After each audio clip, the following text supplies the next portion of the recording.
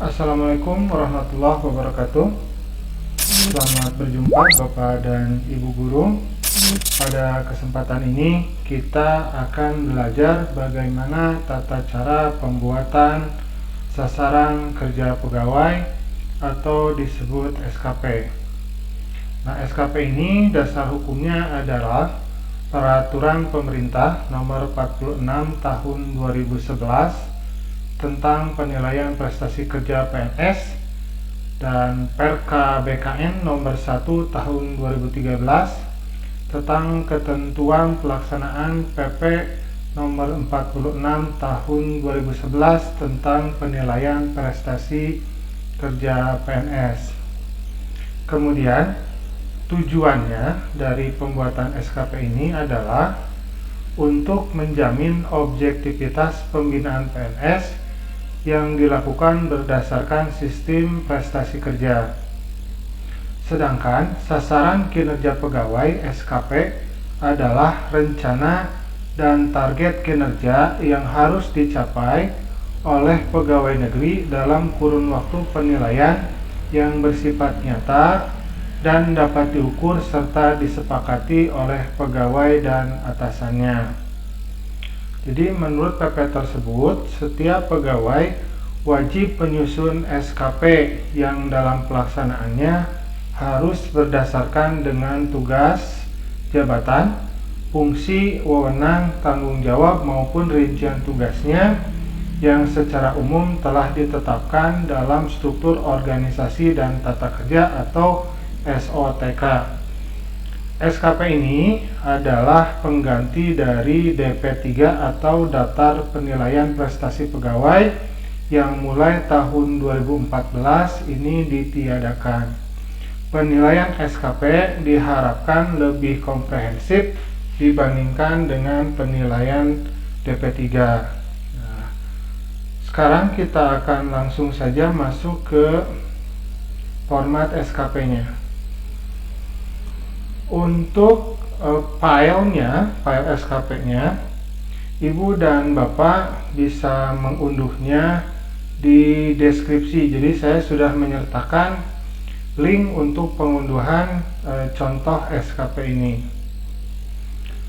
Nah, yang pertama kita masuk dulu di data SKP. Jadi di sini ada linknya, ada data SKP, ada koper, ada formulir, ada pengukuran, buku catatan perilaku kerja, kemudian penilaian prestasi kerjanya.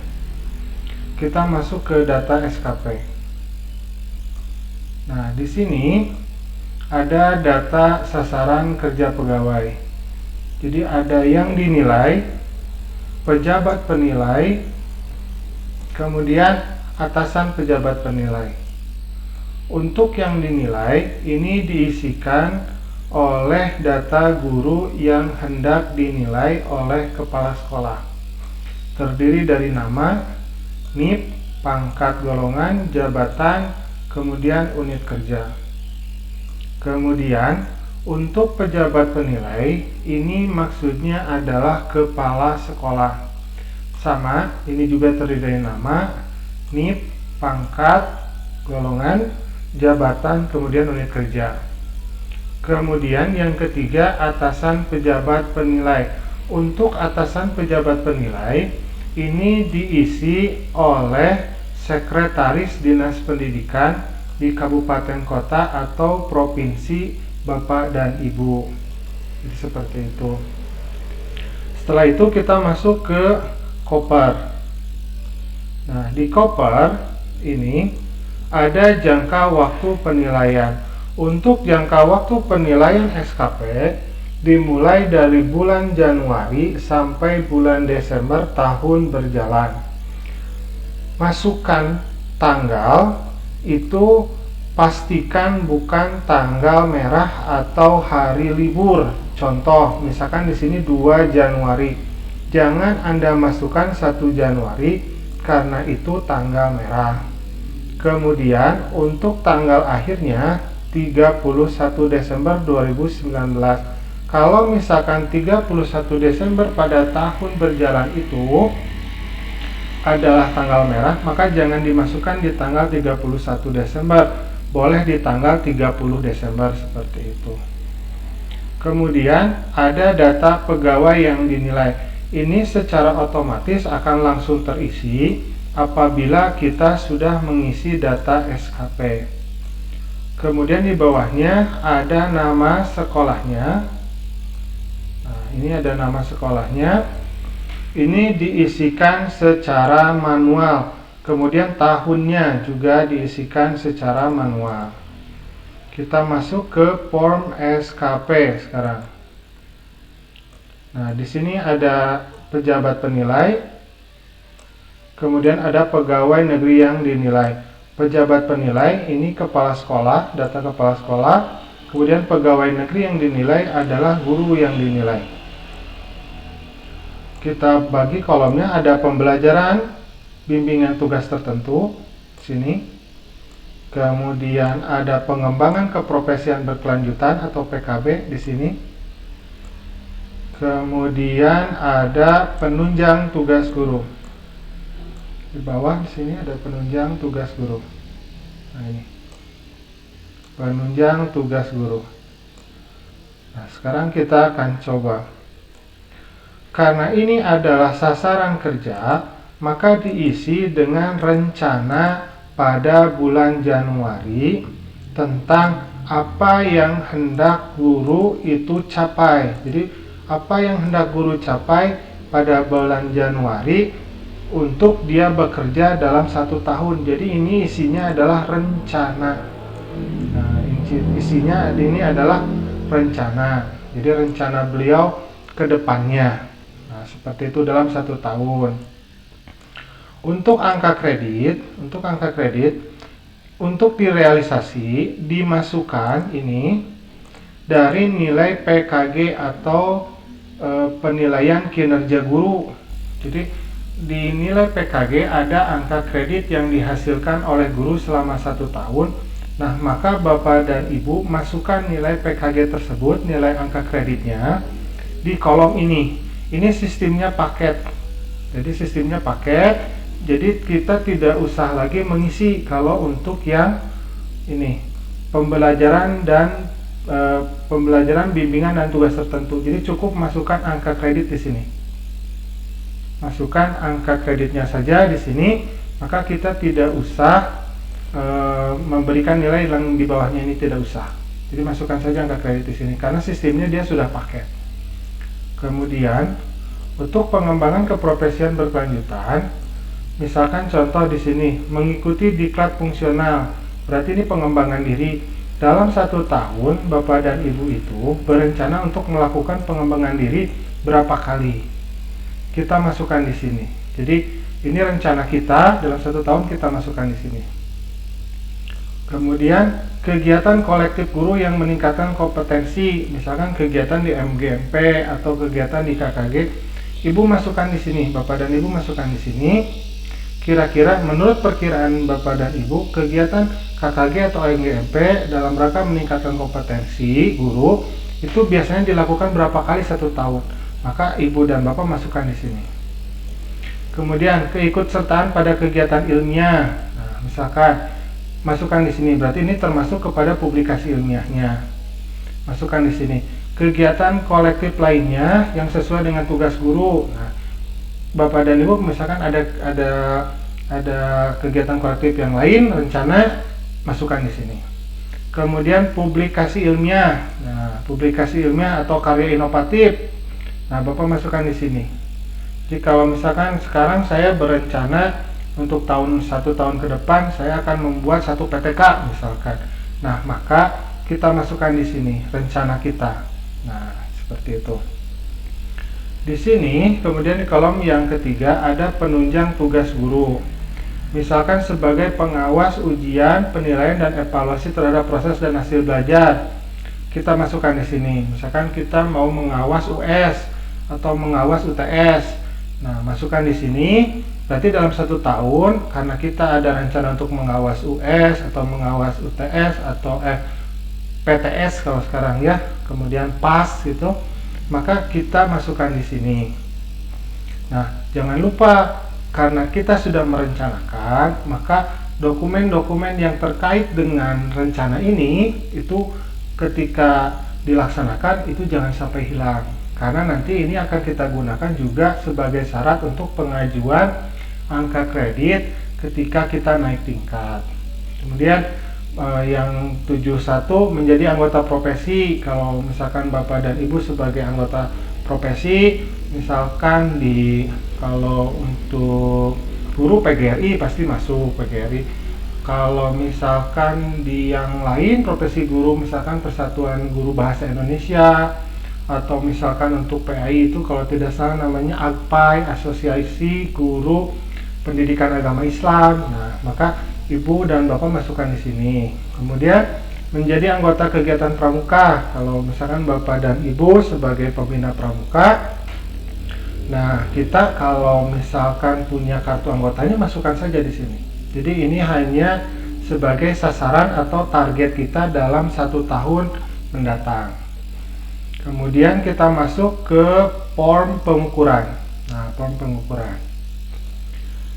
Nah, angka kredit ini adalah angka kredit yang sesuai dengan form target kita. Jadi form target kita 37190. Nah, ini dilihat dari angka kredit PKG yang kita dapatkan pada tahun sebelumnya. Nah, harusnya untuk pengukuran ini angka kredit kita itu tidak menurun. Jadi kalau bisa angka kredit di sini itu tetap naik, tetap sama. Jadi jangan sampai menurun. Jadi kalau misalkan kita di PKG tahun kemarin dapat nilai baik, nah berarti tahun sekarang itu untuk direalisasinya itu harus juga baik. Kalau misalkan di tahun kemarin sangat baik, nah maka di tahun yang sekarang juga kalau bisa itu sangat baik, seperti itu. Ini target ini akan langsung terlink sesuai dengan form yang ini sasaran. Nah, langsung terlink di sini. Nah, kemudian kita masuk, digeser. Nah, ini ada realisasi. Nah, untuk realisasi kita mengisi sesuai dengan hasil yang kita dapatkan. Contoh, misalkan di sini merencanakan melaksanakan O1. Kemudian di sini ada kualitas atau mutu. Nah, inilah peran kepala sekolah atau guru senior. Kalau misalkan dalam merencanakan, melaksanakan pembelajaran, mengevaluasi, menilai hasil pembelajaran, itu bukti administrasinya bagaimana? Apakah lengkap? Apakah kurang lengkap? Atau apakah tidak lengkap sama sekali?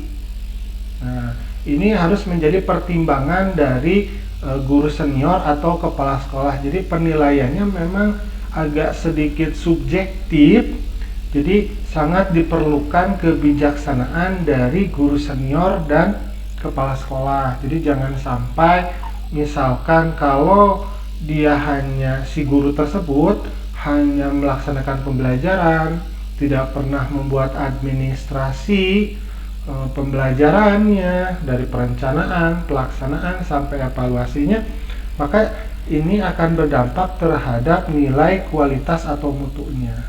Nah, kualitas atau mutunya. Jadi sangat bergantung sekali kebijaksanaan dari Bapak dan Ibu kepala sekolah.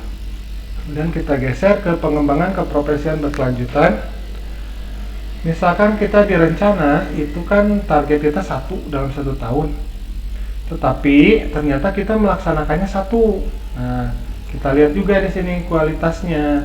Apakah dia itu ada dokumentasinya? Apakah surat tugasnya lengkap? Apakah ada laporan pengembangan dirinya? Nah, ini juga sangat ditentukan oleh kepala sekolah atau guru senior.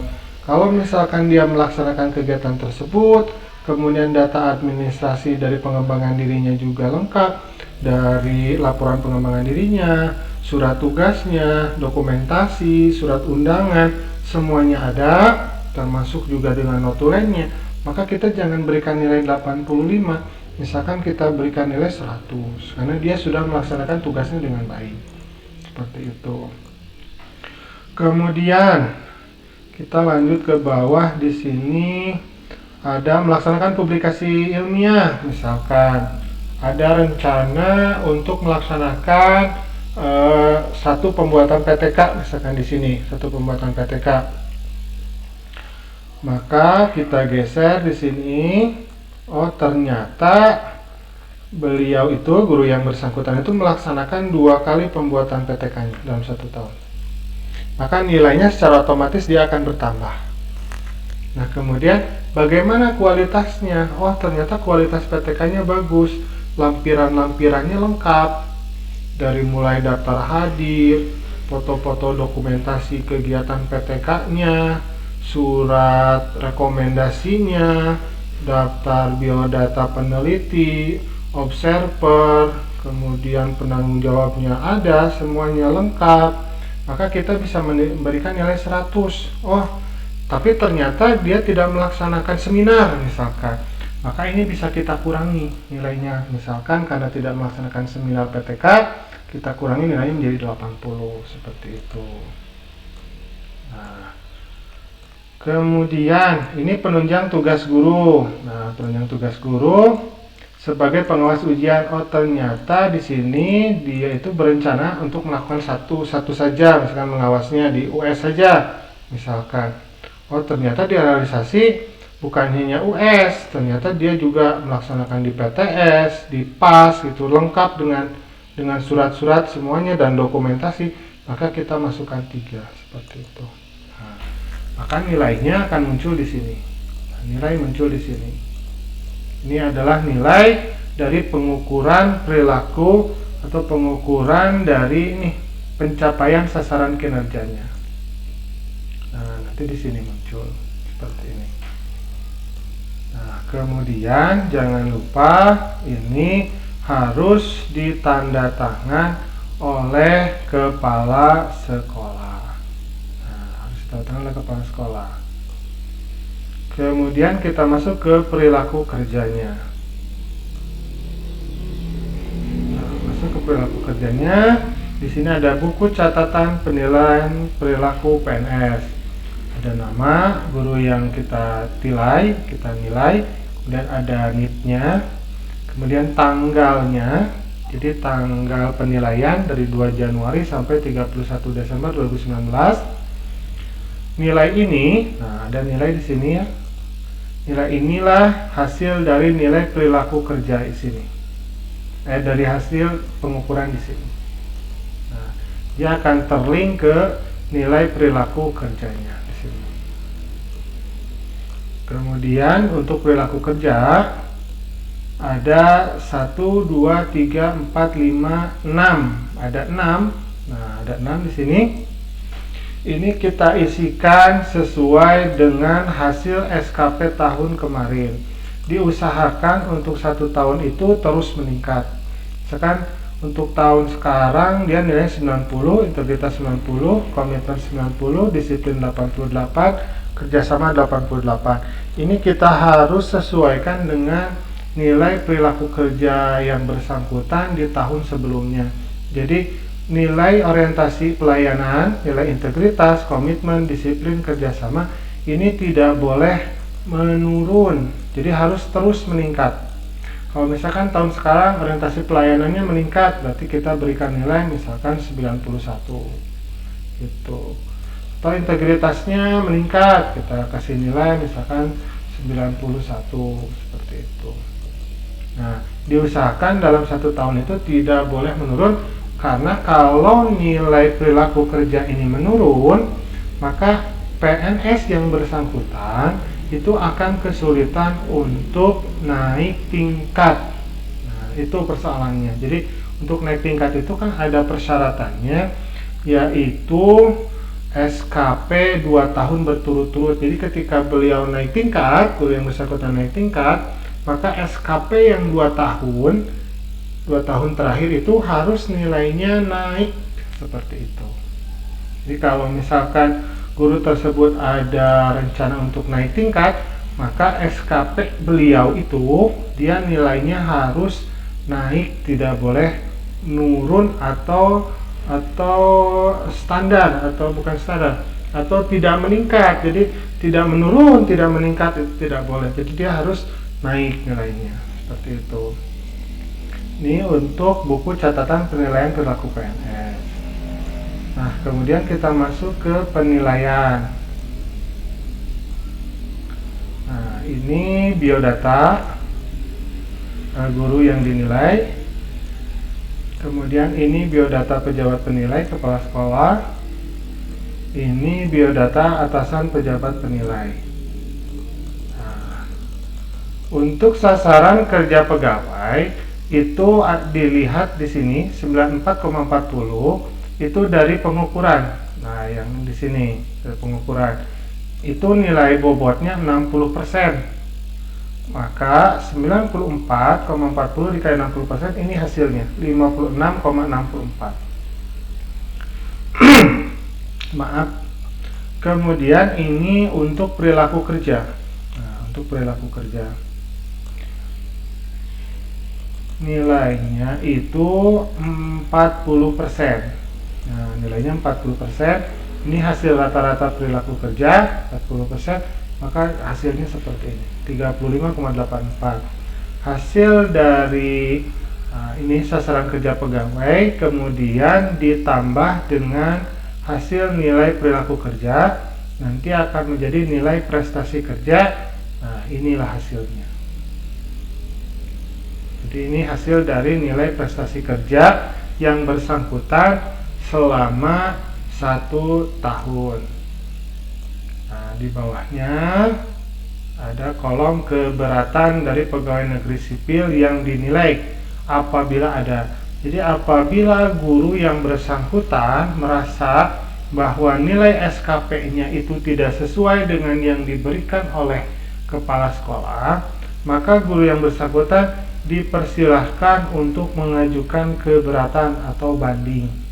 Jadi bisa ditulis di sini. Nah, kemudian ada tanggapan pejabat penilai atas keberatan. Nah, nanti kepala sekolah bisa menjawab hak jawab, memiliki hak jawab. Kalau misalkan PNS itu atau guru yang dinilai itu mengajukan keberatan.